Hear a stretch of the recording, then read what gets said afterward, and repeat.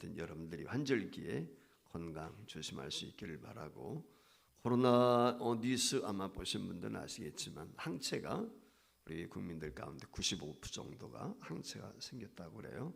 그래서 월요일부터는 이제 실내에서는 마스크를 쓰지 않는 이제 자유롭게 좀 숨통이 트이는 그런 시간들을 갖지 않을까 생각이 드는데, 한편으로는 고맙기도 하고 반갑기도 하지만 또 조심스럽기도 하다, 그런 생각이 듭니다. 아무튼 건강을 위해서 잘 유념했으면 좋겠습니다. 지난주에 우리가 11장 1절로 3절까지 말씀을 통해서 다베라라고 하는 말씀을 드렸어요. 다베라는 말은 불났다, 하나님이 불을 지르신 거예요. 그러니까 이스라엘 백성들이 불평하고 원망하게 되니까 하나님이 징계하셔서 불이 나게 하신 것이죠. 근데 지난주에 말씀을 드릴 때 기억이 나는지 모르겠지만 그 중앙에서 불이 나지 않고 변두리에서 불이 나게 해서 그렇게 위협하지 않도록 그렇게 하나님의 긍휼을 베풀어 주셨다라고 하는 이야기를 우리가 듣게 되었는데, 오늘 보는 말씀에도 보면 이스라엘 백성들이라고 하는 것이 참 어리석죠. 근데 우리도 그럴 수 있어요. 원망 불평하다가 불타고 얼마나 많은 어려움이 있었겠어요. 그런데도 불구하고 오늘 또 원망 불평하는 그런 내용의 말씀이 여기 기록이 되는 것을 볼 수가 있습니다. 아마 여러분들 안델센 아시죠? 이 안델센이 쓴 동화 중에 여러분들 아마 많은 분들이 아시라고 생각이 드는데, 이 안델센은 미운 오리새끼라고 하는 유명한 동화를 쓰지 않았습니까? 그래서 아마 어릴 때 미운 오리새끼라고 하는 그런 동화책을 대개는 다 많은 사람들이 읽어보지 않았을까, 그런 생각이 들어요. 그 외에도 많은 시를 쓰고 동화를 썼지만, 근데 이 안델센은 평생 동안 결혼하지 않고 살았어요. 독신으로 살았습니다. 독신주의이기 때문에 독신으로 산 건 아니에요. 그 이유는 그가 젊을 때 사랑에 빠졌던 여인이 있었습니다. 그 여인의 이름이 라브로 그보이트라고 하는 사람이에요. 라브로 그보이트는 누구냐면 안델센의 친구의 여동생입니다. 근데 그 친구의 여동생을 보는 순간 한눈에 반해버린 거예요. 옛날에 누가 그랬다고 그래요. 펜팔을 했는데 한눈에 반해버렸다고. 그래가지고 펜팔을 사귀다가 진짜 만났는데 놀라운 것이 뭐냐면 한쪽 눈이 안 보이는 거예요. 그래서 당신 왜 나한테 속이고 이와 같이 지금까지 펜팔해서 교제했느냐 그랬더니, 그 사람이 그랬더니 나는 속인 적이 없다, 나 한눈에 반했다고 그랬다 라고 이야기를 했다고 그래요. 우스갯소리지만 어쨌거나 이 그보이트를 보는 순간 첫눈에 반해버린 거예요. 그래서 사랑에 빠졌습니다. 그런데 안타까운 것이 뭐냐면 안델센이 이 그보이트를 만나고 나서 사랑에 빠졌을 때는 이미 이 그보이트는 약혼자가 있었어요. 사랑하는 사람이 있었던 거예요. 그래서 마음에 상처가 될 수밖에 없었고 낙심천만이 될 수밖에 없었습니다. 그럼에도 불구하고 그보이트가 안델센의 시를 좋아했기 때문에 시를 적어서 보내기도 하고 편지를 보내기도 하고 그랬어요. 그런데 아마 이 미운 오리새끼처럼 안델센이 인물이 좀 없었던가 봐요. 그리고 마음이 여리었어요. 그래서 담대하게 이렇게 대시하지 못하는 그런 성격에 소유자였던 것 같습니다. 그런데 한 번은 용기를 내서 그보이트에게 자기의 사랑을 고백을 했습니다. 편지를 띄어가지고 종을 통해서 보내준 거예요, 사원한테. 그랬더니 그보이트가 이 안델센한테 답장을 보내왔는데, 나는 약혼자이기 때문에 당신은 사랑할 수가 없습니다 라고 정중하게 거절하면서 그 이후는 안델센을 만나주지 않았다는 것입니다. 그 후로 이 안델센이 세상을 떠날 때까지 70세가 넘도록 살았는데 결혼하지 않고 이 그보이트가 보내주었던 그 편지, 그래서 안델센이 세상을 떠날 때는 목에 줄을 하나 메고 있었는데 그 목줄에 뭐가 있었냐면 짤막한 가마이 뭡니까? 그 뭐라고 이야기해야 되죠? 이렇게 주머니 비슷한 것이 목줄에 달렸었는데 그 안에 바로 그보이트가 보낸 편지가 담겨져 있었다고 그래요. 그러니까 평생 어떻게 보면 그보이트를 짝사랑하고 그것을 목에 걸고 그의 편지를 목에 걸고 살았던가 봅니다. 그런데 이 그보이트 역시 이 안델센이 보내주었던 시를 평생 동안 간직을 했다고 합니다. 그래서 지금도 덴마크에 이 안델센 기념관에 가게 되면 그보이트가 안델센에게 보냈던 편지와 안델센이 그보이트에게 보냈던 시들이 거기에 전시가 되어 있다고 하는 것입니다. 그러니까 두 사람이 그만큼 사실 이루지는 못했지만 그 사랑이 간절했다. 뭐 이렇게 이야기할 수도 있을는지도 모르겠어요. 오늘 그 말씀을 드린 이유는 다른 데 있는 것이 아니라 이처럼 남녀의 사랑도 정말 가슴이 아프고 때로는 절실하고 절절한 것을 볼 수가 있는데 하나님께서 이스라엘 백성들을 사랑하시는 모습이 너무 짝사랑하는 것 같아요. 제가 볼 때는 하나님께서 저를 짝사랑하신다 이런 생각이 들 때가 많아요. 내가 하나님 사랑합니다 라고 고백하는 것보다 하나님이 나를 얼마나 사랑하시는가 이런 생각이 들 때가 많단 말이에요. 지금 찬양을 하면서도 그런 생각이 참 많이 들었어요. 우리는 찬양할 때 왜 그렇게 감격스럽게 찬양을 못할까? 기쁨으로 찬양을 못할까? 제가 늘 강조하는 것 중에 하나가 뭐냐면 찬송은 내 찬송하는 소리를 내가 들어야 돼요. 내 귀에 들려야 돼요. 사실 그래서 싱어들이 크게 찬송하는 것보다도 사실은 내가 부른 찬송을 내가 듣는 게 제일 중요합니다. 예, 그게 굉장히 중요한 거예요. 그런데 어떤 사람들은 보면 우리는 지금 이 식구가 많지 않으니까 많이 모이지 않았으니까 그렇지 여기에 성도들이 주일날 같은 때는 여러 명이 모이니까 많이 성도들이 있을 때 여러분들 한번 찬송가 한번 내 귀로 들리는지 확인해 보세요. 내가 부른 찬송을 내 귀로 들을 수 있어야 돼요. 이 말의 의미는 뭐냐면 침착하게 불러야 된다. 힘있게 불러야 돼. 최선을 다해서. 이게 중요한 거예요. 찬송은 진짜 누가 잘하는 거냐? 찬양대원이 서서 특송자가 되어서 앞에 나와서 목소리 터져라 아무리 멋지게 노래 잘해도 그건 잘하는 게 아니에요. 예배 중에 잘 부르는 게 잘하는 거예요. 예배 중에 진심으로 부르는 찬양이 하나님이 기뻐하시죠. 예배 중에는 입술만 달싹달싹하고 찬양대원이 되었다고 해서 찬양은 앞에서 그 하나님이 기뻐하실까요? 절대 그렇지 않아요. 과거에 우리 에클레시아에 있지만은 찬양단이 중요한 게 아니고 뭐가 예배자가 중요하다 라고 하는 걸 늘 강조를 했던 것 아마 우리 집사님을 비롯해 여러분들이 기억하리라고 생각이 돼요. 제일 중요한 건 내가 예배자로 서는 거예요. 사역자가 되는 것 이전에 예배같이 되는 거 제일 중요합니다.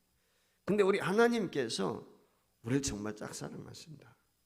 그런 생각을 지울 수가 없어요. 오늘 여기 본문 말씀에도 보면 그래요. 하나님의 사랑과는 비교할 수 없는 놀라운 은혜를 우리가 경험하게 되거든요.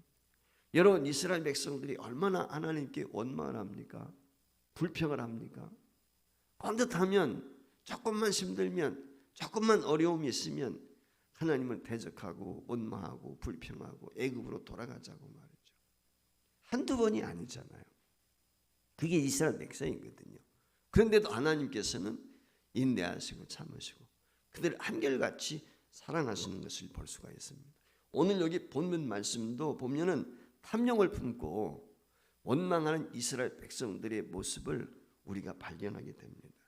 그런데 그 탐욕 때문에 원망하고 불평하는 이스라엘 백성들을 하나님께서 용납하세요.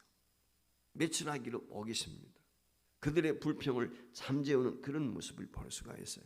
한마디로 말하면 이 사건을 통해서 하나님의 사랑이 어떠한지 그걸 우리가 깨닫게 된단 말이죠.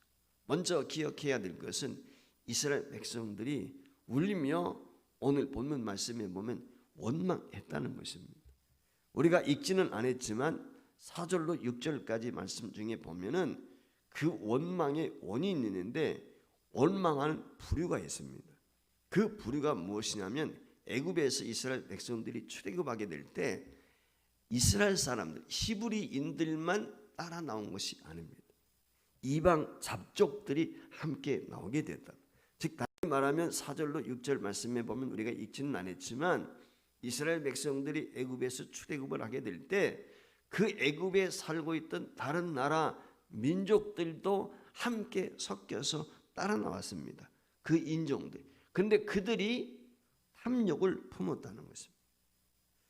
그 사건에 대해서 출애굽기 12장 28절에 보면은 아주 자세히 나와 있습니다. 다른 민족도 같이 나왔다는 것을. 그런데 히브리 민족이 아니라 그 히브리 민족이 출애굽하게 될 때, 애굽에서 탈출하게 될 때 섞여 나왔던 그들이 탐욕을 품은 거예요.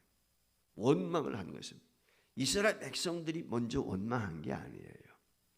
한마디로 말하면 하나님을 알지 못했던 그 이방인들이 먼저 하나님을 원망하기 시작했어요. 이걸 통해서 우리가 깨닫게 되어지는 것이 무엇이냐면 원망의 전염성이에요. 불평과 원망이라고 하는 것은 전염성이 강해요. 이스라엘 백성들은 선민이고 하나님 앞에 감사해야 될 민족이거든요. 근데 같이 나왔던 이방 족속들이 불평하고 원망하니까 자신들도 거기에 동조해서 원망하고 불평하다가 어떻게 됐어요? 지난주에 말씀을 나눴던 다베라 불에 탔단 말이에요. 하나님이 진노하신 것이죠. 여러분 아시는 것처럼 이스라엘 백성들이 10가지 재앙과 홍해 사건 등 놀라운 은혜를 경험하지 않았습니까? 기적을 목격했단 말이죠. 그리고 광야에 들어서서 이스라엘 백성들이 아침마다 내리는 만나를 먹습니다. 하나님이 먹여주시는 거예요. 그런데 그 만나를 먹여주시고 하나님이 돌보시고 인도해 주시는데 그 중에 섞여 있던 외국인들, 이방인들이 먹는 것을 가지고 불평하는 거예요. 원망하기 시작합니다. 그러니까 이스라엘 백성들이 냉큼 거기에 동조해 버리는 거예요. 이게 얼마나 어리석습니까? 오늘 우리도 한번 생각해 봐야 됩니다. 세상을 살다가 말이죠. 세상 사람들이 원망하고 불평하는 거 보잖아요. 뭐 세상이 이렇고 저렇고 뭐 정치 이야기 한다든지 경제 이야기 한다든지 무슨 얘기 하다가 우리 믿는 성도들도 거기에 섞여가지고 똑같이 원망하고 불평할 때가 많아요. 우리 한번 곰곰이 생각해 봐야 돼요.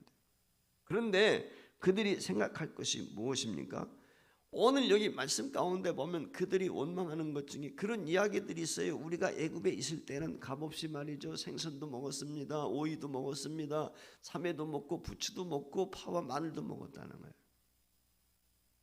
이게 이들의 원망인 거거든요. 여러분 생선과 오이와 참외와 부추와 파와 마늘 물론 그들 앞에는 고기가 먹고 싶다고 이야기를 하지만 고기는 실제적으로 보면 이스라엘 백성들이 고기 먹을 수 있어요. 그런데도 불구하고 하나님께서 매출하기 우리가 고기는 먹어야 되겠지 건강을 위해서. 그러나 조금 전에 열거되어 있는 여기 나와 있는 지금 화면에 떠 있는 것처럼 오이라든지 참외라든지 부추라든지 파와 마늘 못 먹는다고 죽습니까?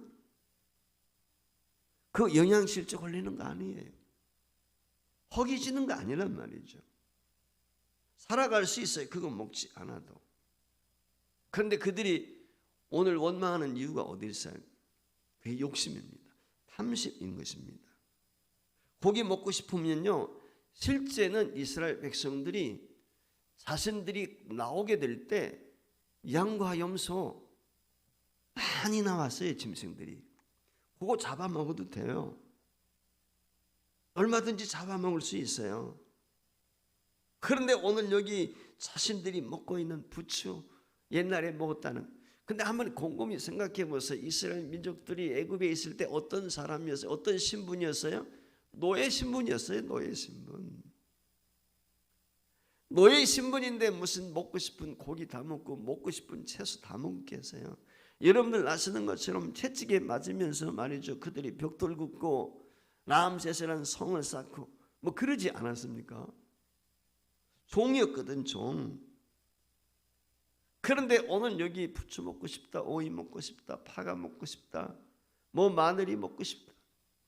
여러분 마늘 없다고 죽습니까? 그런 거 아니잖아요. 근데 어떤 사람 그런 사람도 있기는 있더라고요. 고깃집에 가서 고기 먹는데 마늘 없으면 안 먹더만.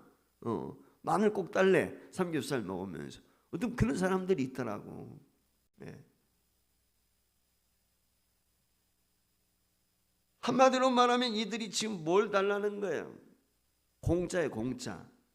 거저 달라는 것입니다. 쉽게 말하면 탐욕을 이스라엘 백성들이 애굽 땅에서 먹을 때는 일한 대가를 받은 거예요.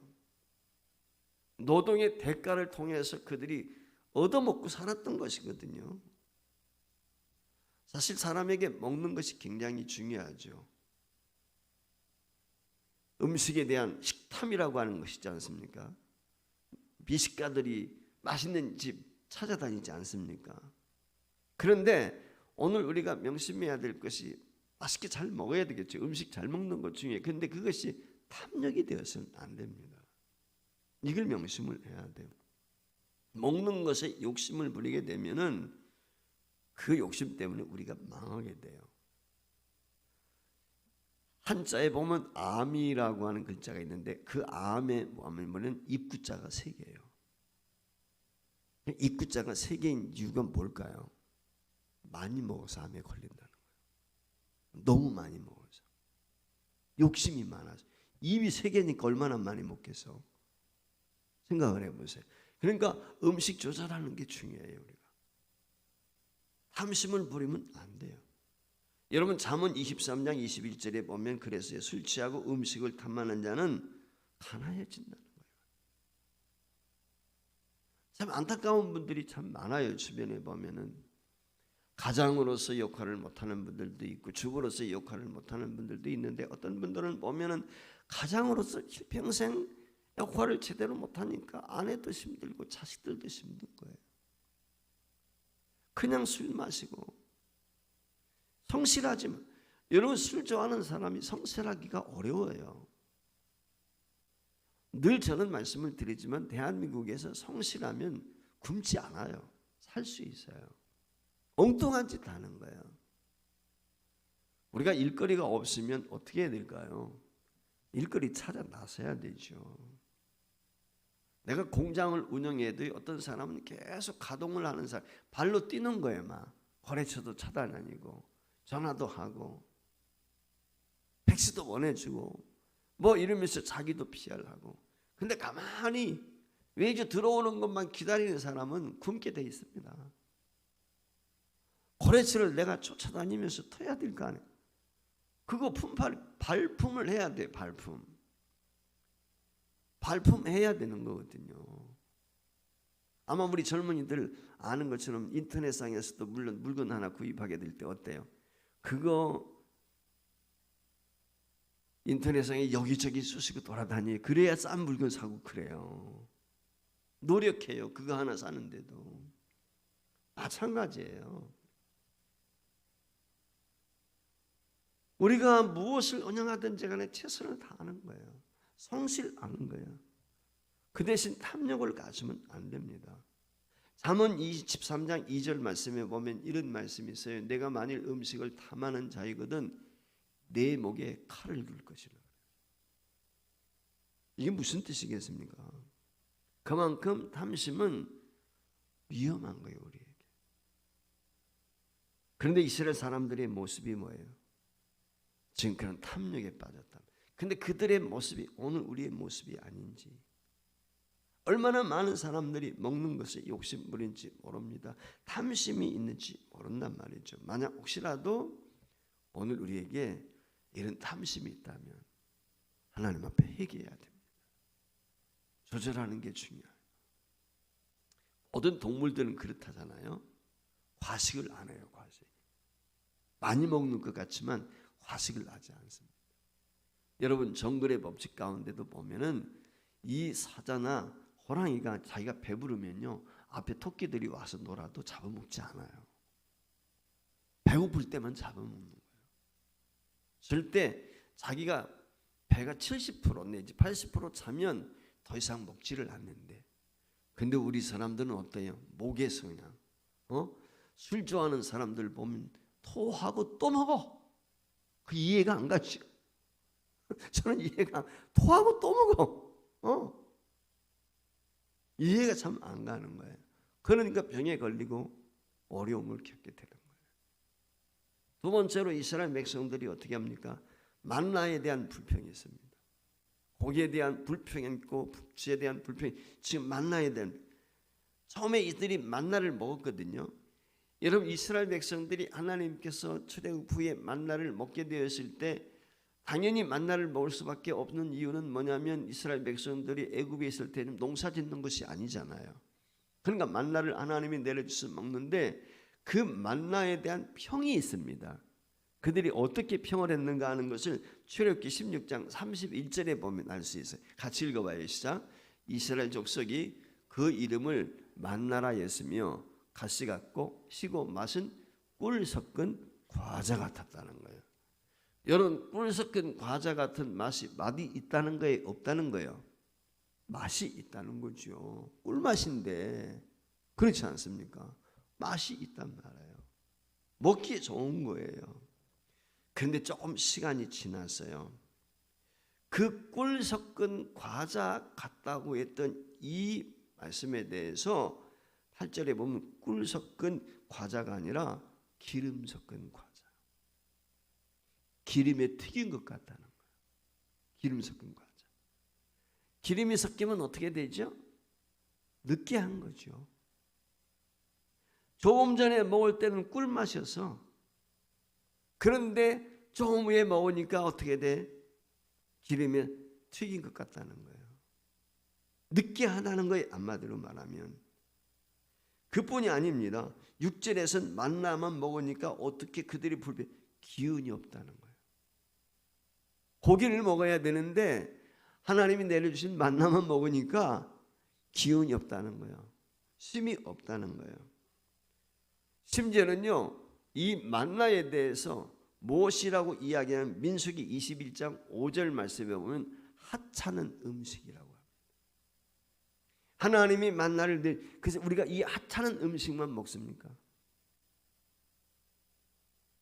여러분, 만나를 꿀맛처럼 그렇게 여겼던 그들이 어느 정도 세월이 지나면서 음식을 하나님이 주신 음식을 하찮게 여기는 것입니다. 그들이 왜 그렇게 했을까요? 왜 오늘 이와 같이 하나님의 은혜를 경험했고 하나님의 역사를 경험했고 그랬던 그들이 이렇게 하찮은 음식처럼 여기게 되었을까? 곰곰이 생각할 때 이유는 하나예요. 믿음이 떨어지면 그래요. 우리가 신앙생활 하다가요, 믿음이 떨어지게 되면 은혜가 있을 때는요, 조금만 것 하나만 가져도 감사해요. 그런데 믿음이 떨어지면요, 큰 걸 받아도 별로 감사가 안 돼요. 당연히 그런 것처럼 생각해요. 그러느니 생각한단 말이죠. 한마디로 말하면 이스라엘 백성들이 믿음이 떨어졌어요. 은혜가 떨어졌어요. 시간이 지나면서 홍해를 건널 때 얼마나 감격했습니까? 두 손 들고 하나님을 찬양합니다. 할렐루야 막 그렇지 않아요? 여러분, 종종 우리 그런 분들 보잖아요. 뭐 어디 기도원에 갔다 부흥회 갔다 막 펄펄 뛰면서 난리 피죠. 은혜 받았다고. 그런데 그게 얼마 못 가? 언제 그랬느냐? 교회도 제대로 안 나와. 우리 청년들 학생들이 있는데 수련회 가서 열정적으로 막 기도해. 그런데 처음에는 열심히 한 달, 두 달 지나 교회도 제대로 안 나와. 그런 친구들이 있어요, 없어요? 많아요. 여러분들 교회에서 직분 맡았어요. 야, 권사가 되고 안수 집사가 되고 참 처음에 열심히죠. 물불 가리지 않고. 그러다가요, 이제는 어떻게 돼요? 겨우 주일 예배 한번 나오는 거예요. 그리고 신앙생활 한다는 거예요. 이유가 뭐예요? 믿음이 떨어져서 그래요. 은혜가 떨어지면 그래요. 은혜가 없으면요, 예배를 사모하지 않아요. 믿음이 없는 사람은 예배 사모하지 않습니다. 신앙이 좋은 사람일수록 예배를 사모할 수밖에 없어요. 자다가도 벌떡 일어나죠. 하나님의 말씀을 사모하는 사람은 졸다가도 하나님 말씀 보면 눈이 번쩍 뜨여 있는 거예요. 이게 하나님 사랑하면 그런 거거든요. 여러분 보세요. 여러분들이 누군가를 사랑하게 되고 누군가를 좋아하게 되면 어떻습니까? 힘이 없다가도 친구나 아니면은 사랑하는 연인으로부터 전화가 오면 정신이 번쩍 나잖아요. 그와 똑같은 거예요. 오늘 우리가 은혜가 떨어지면, 믿음이 떨어지게 되면 불평하고 원망. 그러니까 여러분들이 그렇게 원망하고 불평합니까? 아, 내가 믿음이 떨어졌구나. 내가 열심히 내서 예배 사모하지 않는구나. 기도하지 않는구나. 찬송하지 않는구나. 그러면 아, 내가 믿음이 떨어졌네. 내가 은혜가 떨어졌구나. 이거 우리가 깊이 생각을 해야 돼요. 성도들에게 제일 중요한 게 뭐냐? 은혜 받는 거예요. 몇 시간 은혜를 사모하는 것입니다. 성령 충만한 것입니다. 그래야 성령이 충만해야 은혜가 충만하고 믿음이 은혜가 성령 충만하면 은혜 충만이고, 은혜 충만이면 믿음 충만인 거예요. 그러면 감사와 기쁨이 있고 찬양이 있을 수밖에 없어요. 그래서 우리 성도들에게 제일 중요한 게 무엇이냐면 은혜를 평생 늘 유지하는 게 중요해요. 사람이 한결같은 게 어려워요. 신앙생활 한결같이 하는 것, 유지하는 게 굉장히 어렵습니다. 그런데 그게 믿음이 있고 은혜가 있으면 그게 가능한 거예요. 성경도 우리에게 그걸 말씀을 하고 있어요. 여러분, 예배서 5장 18절 말씀에 보면 무엇이라고 이야기합니까? 술 취하지 말라, 이는 방탕한 것이 성령 충만을 받아. 술 취하지 말라는 것은 꼭 술만 얘기하는 것이 아니라 세상에 취하지 말라. TV에 빠져가지고, 친구들 만나는데 빠져가지고, 못 빠져가지고 교회 못 나와. 금요 기도에 못 나오는 거예요. 다른 이유 없어요. 왜 금요 기도 안 나와요? 다른 이유 없어요. 뭔가에 빠져 있거든. 지금 거기에 술 취해 있는 거예요. 지금 세상에, 돈에, 명예에, 친구에, 물은 연속극에, 미안하지만 이런 데 빠져 있는 거예요. 지금 그래 안 나오는 거예요. 성경이 우리에게 가르쳐 주는 건 그거거든요. 여러분, 예배소서 5장 18절 말씀보다 데살로니가전서 5장 19절 말씀에 보면 성령을 소멸치 말라는 거예요. 성령이 소멸되면 어떻게 되겠어요? 우리 바닥에 나지는 않겠지만 성령 충만과 소멸은 다른 거예요. 성령 소멸치 말라는 말의 의미는 성령 충만을 받으라, 그 말이에요. 은혜 충만해야 된다는 것이죠. 그걸 우리에게 가르쳐주고 있는 거거든요. 왜 성령을 소멸치 말아야 되고 성령 충만 받아야 되고 은혜 충만해야 되고 이유가 있습니다. 그러다가 어떻게 돼요? 세상에 빠져버리게 돼요. 히브리서에서 우리에게 이야기하고 있어요.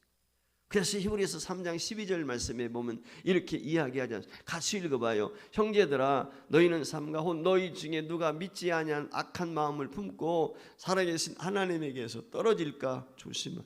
떨어질 때가 있다는 거예요. 성령 충만한 사람도, 은혜 받은 사람도 성령 충만하지 못하게 되면 세상 가운데 떨어지는 거예요. 예. 낙오되는 거예요. 주님이 그러셨잖아요. 나더러 주여 주여 하는 자마다 천국에 들어가는 것이 아니라고 그랬거든요. 지옥 갈 수 있는 거예요. 쉽게 말하면. 떨어졌다는 세상 가운데 떨어지는 것이 무엇이겠습니까? 오늘 우리 스스로를 한번 돌아봐야 돼요. 내가 믿음에 떨어지지는 않았는지, 은혜가 떨어지지는 않았는지. 떨어지는 소리가 나게 되면 어떻게 돼요? 은혜 떨어지는 소리, 믿음 떨어지는 소리는 곧 불평이야. 곧 원망이야. 기쁨이 없어요. 감사가 없어요. 그러니까 내가 기쁨이 떨어졌다, 감사가 떨어졌다, 그 대신에 내가 불평이 나온다, 원망이 나온다, 왠지 마음이 불편하고 시비가 해서, 그때는 여러분들 스스로 그렇게 생각해요. 아, 내가 은혜가 떨어졌구나, 내가 믿음이 떨어졌구나. 100%예요. 은혜 충만하면 어지하는 거 다 소용이에요. 내가 불이익을 당해도 감수해요. 환난을 만나도 찬송해요.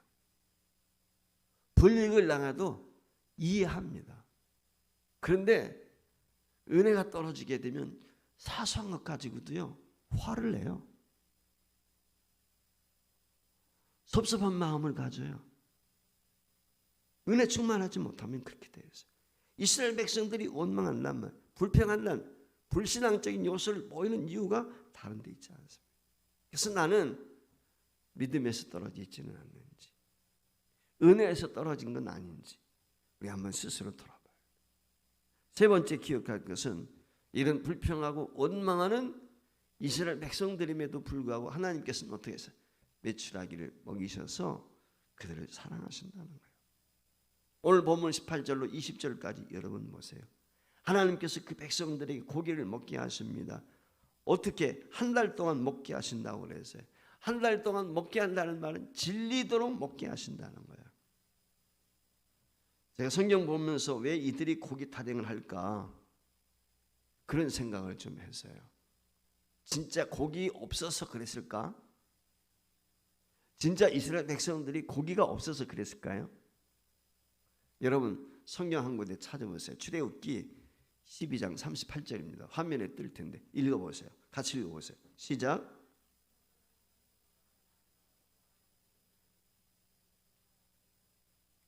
뭘 할 때 그랬다는 거예요? 뭘 할 때 그랬죠? 출애굽할 때. 출애굽할 때요, 양과 소와 심이 많은 가축 가지고 나왔어요. 그러니까 광야 40년 가는 동안에도 그들은 가축 길렀습니다. 무슨 얘기인지 알겠어요? 고기 먹고 싶으면 잡아 먹으면 돼요. 여러분 그들이 하나님 앞에 제사 뭘로 드렸어요? 그렇지 않습니까? 다 있어요. 고기 먹고 싶으면 얼마든지 그들이 고기 먹을 수 있는 거예요. 자신들의 가축이 없는 게 아니거든요. 근데 왜 고기가 없다고 원망합니까? 이것은 고기를 먹지 못한다는 핑계입니다. 핑계. 불신앙인 거예요. 마음이 없어요. 믿음이 없기 때문에. 중요한 건 이거거든요. 그래서 일단 메추라기를 통해서 하나님께서 아시지만 그들이 먹이십니다. 중요한 건 뭐냐면 하나님께서 먹이시고 징계하세요. 하나님 일단 들어주셔. 그런데 채찍을 드십니다. 오늘 우리가 조심해야 될 부분이 이거예요. 이것은 다음에 제가 말씀을 드리겠지만 오늘 먼저 저와 여러분이 봐야 될 것이 있다면 이스라엘 사람들 틈에 섞여 있던 제가 서두에 말씀을 드린 그 잡족, 타민족, 이방 민족이 제일 먼저 원망을 시작했단 말이죠. 그 원망이 이스라엘 백성들에게 전염이 되었다는 것입니다. 오늘 예수 믿는 사람들, 좀 전에도 말씀을 드린 것처럼 세상 사람들 따라가면 안 돼요. 그들 원망, 불평하는 걸 따라가면 안 돼요. 우리는 이 점을 명심을 해야 됩니다. 하나님, 이스라엘 백성들 하나님 사람이 아닙니까? 그런데 잡족들과 같이 하나님을 원망하고 불신앙적인 그런 모습을 보였단 말이죠. 성경을 살펴보면은 만나에 대해서 신구약에 분명하게 안식일을 제외하고는 매일 내렸어요. 일주일에 엿새 동안 내렸습니다. 안식일 날만 내리지 않아서. 성경은 그렇게 우리에게 이야기하거든요. 그럼 메추라기는 하나님께서 매일 보내셨는지 그건 자세히 알 수는 없습니다. 오늘 우리가 읽지는 않았지만 민수기 11장 32절 말씀에 보면은 메추라기를 그들이 잡을 때 어느 양만큼 잡냐면 한 사람이 10호멜씩을 잡았다고 그랬어요. 그것도 적게 잡은 사람이 10호멜이야. 10호멜. 그러면 한 호멜이 어느 정도일까라고 하는 걸 우리가 한번 상상해 보면 되는데 한 호멜은 2.2리터입니다. 2.2리터. 한 호멜이 그러니까 2.2리터라고 하는 말에 있는 의미는 약 2.2kg라는 거예요. 2.2kg. 자, 우리가 상식적으로 한번 생각해 보세요. 우리 고기가 돼지고기가 한 근이 몇 근이에요? 몇 g이에요? 600g이죠. 600g인데 2.2kg 몇 근이란 말입니까? 3근이 넘는 거예요. 한 호멜이. 그런데 이들이 한 사람당 몇 호멜을 거뒀다고 이야기했습니까? 10호멜을 거뒀다는 거예요. 그럼 10호멜을 거뒀다는 체하가 그럼 22kg예요. 22kg. 엄청난 양입니다. 22리터니까. 적은 게 아니거든요. 이렇게 많은 양을 잡았어요. 아마 많이 잡은 사람은 몇십 킬로도 되겠죠. 30kg, 40kg도 잡았을는지도 모르겠어요. 그래서 메추라기가 진영 사방에 펴져 있는 거예요. 아마 제 생각에는 이 사람들이 그것을 잡아가지고 가죽을 벗기고 뭐 태양빛에 있으니까 아마 이 보관하기는 좋았을 거예요. 말리면 되니까. 저도 옛날에 시골에서 자랄 때 참새잡이 하는 걸, 참새 금을 쳐가지고 참새를 잡는 거예요. 그 참새를 시장에 갖다 파는 거거든요. 그래 형벌되는 친구들이 그걸 했어요. 옛날에 참새구이가 아주 유명했어요. 참새구이가. 그래서 그 참새를 어떻게 했냐, 잡아가지고 햇빛에 말리는 거예요. 햇빛에. 여러분들 생선 같은 거 어떻게 합니까? 여름에 생선 같은 거 말리지 않습니까? 우리가 그거 똑같이 아마 이게 열대지방이니까 얼마나 햇볕에 잘 말랐겠어요? 상하지 않도록 말렸을 거예요. 네. 많이 잡았으니까 아마 그렇게 해서 보관해 가지고 먹었겠지요. 그런 생각이 전 얼마든지 들어요. 하나님께서 이렇게 사랑하셨다. 일본인 중에 하라미인츠노 겐주라고 하는 분이 있습니다. 이분이 우리나라 내성마비 시인 중에 송명희 시인 있죠. 공평하신 하나님, 그 시를 작사하신 분, 시를 만드신 수많은 수천 편의 시를 썼죠. 그분이 우리 찬양하는 노래 중에 그분의 그 가사가 너무 많죠. 시들이. 그 송명희 시인과 비슷한 사람이 바로 이 겐저라고 하는 사람인데, 겐저라고 하는 사람이 초등학교 4학년 때 그만 고열로 이질에 걸렸는데 고열이 걸려. 그 이질로 인해서 고열이 오면서 뇌성마비가 왔어요. 뇌성마비에 걸리게 되는데 목 위에만 움직일 수 있고 목 이하는 다 움직일 수가 없는 거예요. 손도 움직이지도 못하고 발도 움직이지도 못하고 머리 이후만, 이것만 움직이는 거예요. 말도 제대로 못하고. 얼마나 불행합니까? 엄청난 장애를 알게 된 거죠. 나이가 들어가면서 죽고 싶은 마음이 간절합니다. 살아가는 것이 지옥 같습니다. 원망합니다. 불평합니다. 그랬던 이 미즈노 겐제가 장애인이 된 지 5년이 지났을 때 일본의 목사님 미야오 목사님이라는 분을 만나게 돼요. 그 미야오 목사님이 이 미즈노 겐제에게 복음을 전합니다. 근데 청소년 시기지요. 받아들이질 않아요. 그런데도 불구하고 이 미야오 목사님이 계속해서 찾아가서 복음을 전하게 되고 어느 날 이 미즈노 겐제가 복음을 받아들이게 되지요. 십자가의 복음을 깨닫게 됩니다. 예수를 믿게 된 것입니다. 차츰 마음이 열렸어요. 그래서 엄마가 그 미즈노 겐제 어머니가 우메지라고 하는 여성인데 그 성경책을 펼쳐가면서 눈으로 읽도록 해줍니다. 그러다가 이 미즈노 겐제가 하나님 앞에 기도하길, 나도 뭔가를 할 수 있는 은혜를 내게 주옵소서. 하나님 앞에 기도하게 되었을 때 하나님께서 그에게 깨닫게 하시는, 시를 썼으면 좋겠다. 근데 말도 못하지. 표현을 할 수가 없잖아요. 그래서 엄마가 어떻게 하냐면, 우리가 안과에 가면은 시력판 있잖아요. 이렇게 시력판 가리고서 이렇게 표시해 놓은 거. 그것처럼 이 일본 글자 있지 않습니까? 그것을 거기에다가 이렇게 벽에다 붙여놨습니다. 그리고는 엄마가 이 미즈노 겐제가 눈으로 그 엄마가 글자를 짚는 거예요. 가나다라 우리가 짚는 것처럼 그렇게 짚으면은 미즈노 겐제가 반응을 보이는데 무엇을 눈으로 깜빡하는. 그게 맞으면은, 여러분 이렇게 해서 시를 얼마나 힘들겠어요? 그렇게 해서 시를 써가지고 그 시가 알려지게 되었을 때 아마 여러분들 빙점이라고 하는 미우라 아야코 아시죠? 그 미우라 아야코가 그 이야기를 듣고 그 미즈노 겐제를 그가 쓴 그 시들을 모아가지고 시집을 발견하게 됩니다. 그 시집을 발견하게 해서 많은 사람들에게 감동을 주고 그 고난과 시련 가운데 있는 사람들이 도전을 주고 희망을 줘요. 하나님의 사랑이라고 하는 것은 이처럼 엄청나요.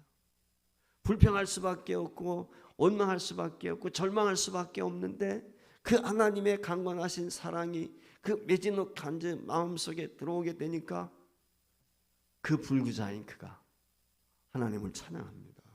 송명희 시인이 하나님을 찬양하는 것 똑같아. 지금 권사님이 이제 아마 60이 좀 넘었을 것 같은데 세상을 뜨셨는지 어떻는지 모르겠지만은 그 고통과 어려움 가운데 하나님을 찬양하는 거예요. 여러분, 우리가 인생의 큰 변화를 겪을 때 언제나 의지할 수 있는 변하지 않는 한 가지가 있다면 저는 그것은 하나님의 사랑이라고 생각해요. 하나님의 사랑. 이걸 저와 여러분이 의심하지 않았으면 좋겠어요. 이 세상에 변하지 않는 게 하나님의 사랑. 모든 건 다 변해요. 변하지 않는 게 없어요. 부부간에도 사랑이 변하고 남녀간에도 그렇고 형제간에도 친구가 다 변할 때 많잖아요. 그러나 하나님의 사랑만큼은 영원합니다. 변함이 없어요. 여러분, 하나밖에 없는 독생자 아들 예수 그리스도를 하나님께서 우리에게 주셨는데 무엇을 아까워하시고 자식보다 귀한 게 어디 있습니까? 근데 그 하나밖에 없는 아들을 우리를 위해서 주셨거든요. 그래서 로마서 8장 31절 이하에 보면 무엇이라고 이야기합니까? 우리가 마지막으로 로마서 8장 31절부터 39절까지 기왕이면 함께 읽어봤으면 좋겠어요. 화면에 띄워주시는데 같이 읽어봐요. 시작.